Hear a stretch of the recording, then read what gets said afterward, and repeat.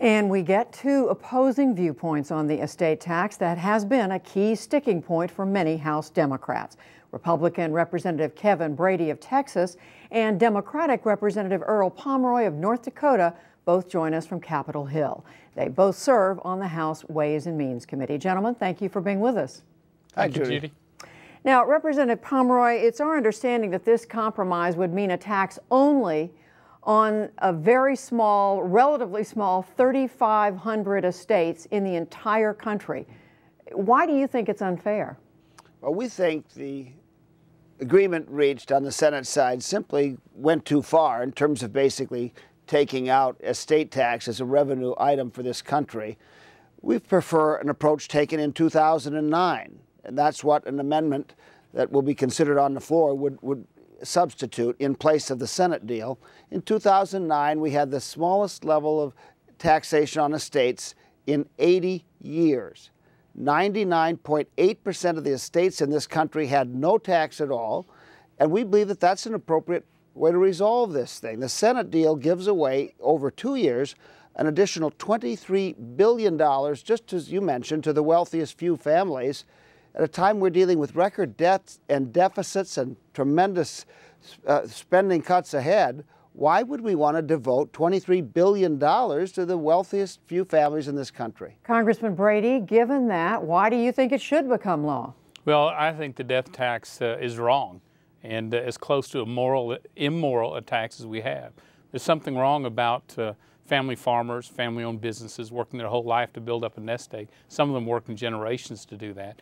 And then when they die, have the government swoop in and take as much as half of everything they've earned. I think the death tax needs to go away permanently. Short of that, I think the common ground that was reached that exempts a lot of our family farms and family-owned businesses and taxes others at a 35% rate, that wasn't created, that number didn't come up from Washington. That came from our local farmers, our local small business people, our local newspapers and grocery store owners who said, if you can't eliminate it completely, this will allow many of us to survive. So I think that common ground is what we ought to stick with. And I don't think 45%, I don't think the government deserves half of what our hardworking Americans spent their life to build up. Judy, let me straighten a couple of facts out there. Of course, the 45% is on the amount over $7 million for a couple. So there's 0 on the first $7 million, and then 45 over that. An average taxable estate, and there are very, very few of them, would be about 18%, almost the rate of the capital gains tax. Again, across the country, you're not having family farms and small businesses lost due to estate tax. At the 09 levels, they would have to have amounts net over $7 million. This thing makes it go away for 99.8% of the families in this country. Well, that's the level we ought to have. Yeah, let's stick though to what is in this proposal. And Representative Brady, just to be clear, you're arguing that this is still onerous, even though, as we understand it, it would only affect something like 100 businesses across the country. No, that's not true. There is at least 44,000 that will be affected by the death tax, if the law is allowed to continue through and starting on January 1st, where it comes back fully to life. A number of them are protected by the common ground, the compromise that was reached in this bill. But I'll tell you, we're sitting here saying it's no big deal. It won't affect that many. I was just given a letter from a 5th-generation Texas rancher, small business person. They're paying, they had to go to the bank twice to pay the death tax on their grandfather's ranch and now on their father's ranch. They're struggling to make ends meet. 5 generations they've worked that soil, and now government wants, again, more of what they've earned. And so I don't care whether it affects 1 or 6,000 or 44,000. That tax is wrong. It needs to go away. Well, Representative Pomeroy, we know there are a number of farms in your state of North Dakota. Why aren't you sharing this concern about the effect this could have on slowing down the economy? Those are the same talking points they were using when the estate tax was at much lower levels. Nationally, there are fewer than 100 farms at the 09 levels. Fewer than 10 had to liquidate any assets. 10 in the entire country, and these are the wealthiest few. Now, at a time when we are going to make deep and painful cuts in order to deal with these deficits. Why would we want to take $23 billion and basically give an enormous additional tax break to the wealthiest few families in this country? It Judy, just doesn't make sense. If I may, Mr. Leverett of Texas, who wrote me that letter, doesn't think he's a talking point. He's just a family that struggled to make ends meet and doesn't think it's fair. I also point out that we would have, under Mr. Pomeroy's rate, the second highest death tax on the globe, at least among our competitors in the world. And finally, you know, the Democrats have raised taxes by more than $600 billion this session alone.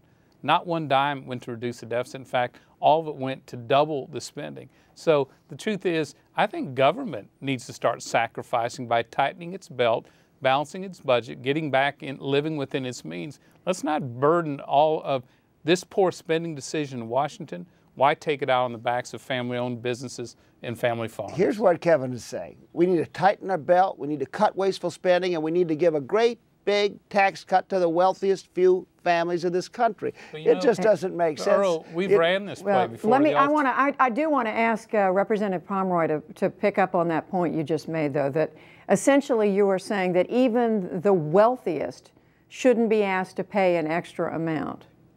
So my own view is, you look at the 09 levels, that was a level of tax on estates lower than when Ronald Reagan was the president, lower when President Bush the first was the president, lower than President George W. Bush was the president. It was the lowest level we'd had in nearly 80 years. But not this year. And this year, of course, it went away altogether, but everyone seems to recognize that zero estate tax in the mix isn't going to happen. And Representative Brady, it sounds like you're saying the standards have changed here. You know, I'll tell you what I think is that you can't tax your way back to a balanced budget.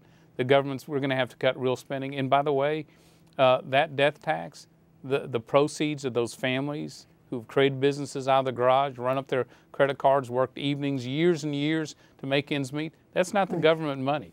That's not the government's money, and we shouldn't burden them with it. And by the way, we've run this play before. The alternative minimum tax was put in place to cover only 200 millionaires. Today, it would reach 25 million Americans, middle-class Americans. I don't trust this government in the way they do business. Representative Pomeroy, what has your leadership in the House, the Democratic leadership right now in the House, told you in terms of how much of a change they want you to make? We've heard the president say to the House, essentially, don't make a change.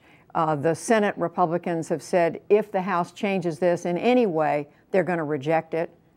Well, a year ago, the House voted to establish the estate tax permanently at those 09 levels. Passed it almost a year ago today.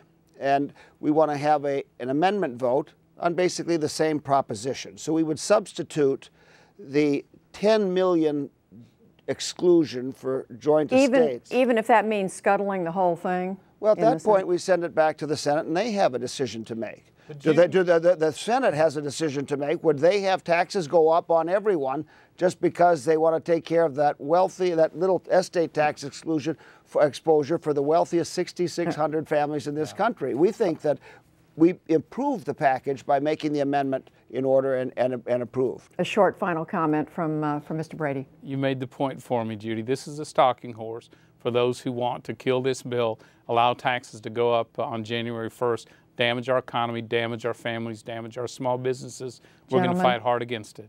Gentlemen, we hear you, and we will leave it there for now. Thank you very much, Representative Brady, Representative Pomeroy. Thank you. Thanks.